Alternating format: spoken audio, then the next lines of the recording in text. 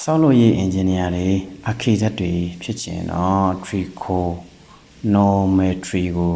ကောင်းကောင်းကြွားရမယ်နော်ဟုတ်ပြီဒီပုဒ်စာကိုကြည့်အောင်ကျွန်တော်တို့ဒီမှာ BC အနားက6 cm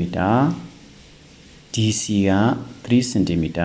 AB က5 cm ရှားခိုင်းတာက AD အနားကိုရှားခိုင်းတာဖြစ်ပါတယ်အဲ့တော့ကြည့်ကြမယ်ဒီမှာ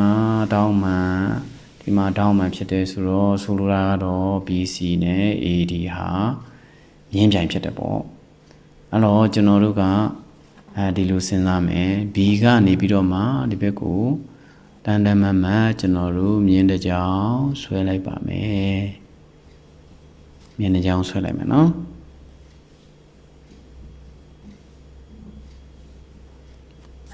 မြင်းတစ်ကြောင်ဆွဲလိုက်မယ်နော်ဒီကနေမြင်းတစ်ကြောင်ဆွဲလိုက်မယ်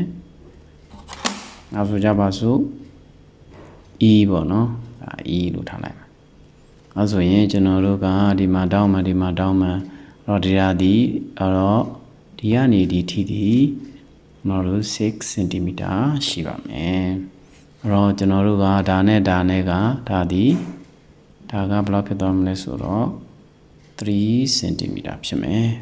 အဲ့တော့ဒီမှာတောင်းမှန်ဆိုတော့ဒီမှာတောင်းမှန်ယူလို့ရပါတယ်ဒါကြောင့်မို့လို့ကျွန်တော်တို့ကဒါကပိုက်တကူတဲ့ theorem ရသွားလို့ရပါတယ်ပိုက်တကူတဲ့ theorem က AB square ညီမျှခြင်းဟုတ်လား AE square plus လာ EB ပဲပြော B ပဲပေါ့နော် square ပေါ့နော် EB က5 square နောက်တော့ကကျွန်တော်တို့ကAE square က AE square အတိုင်းပဲ BE က3 square ဒါကြောင့်မို့လို့9 25 AE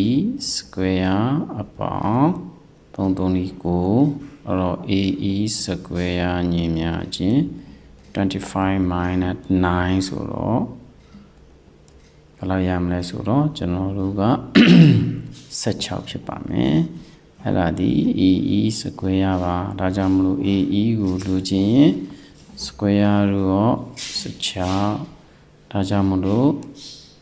square root 4 နှစ်ထပ်ဖြစ်တဲ့အတွက် AE တန်ဖိုးဟာ4ဆိုတာရပါမယ်4 cm ပါအဲ့တော့ဒီအနာက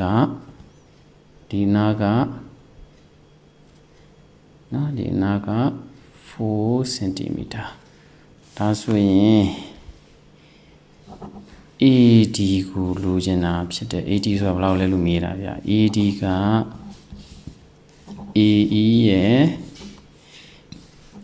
ED ရဲ့ပေါင်းထားတာပါဒါကြောင့် AE က4ရတယ် ED က6ဆိုတော့ equal to 10 cm ပါအဖြေကတော့10 cm ဖြစ်ပါတယ်ဗျာအဲ့တော့ခင်ဗျားတို့ရော trigo ပု္ပ္ပစာတွေကိုဘယ်လိုတွက်ကြမလဲ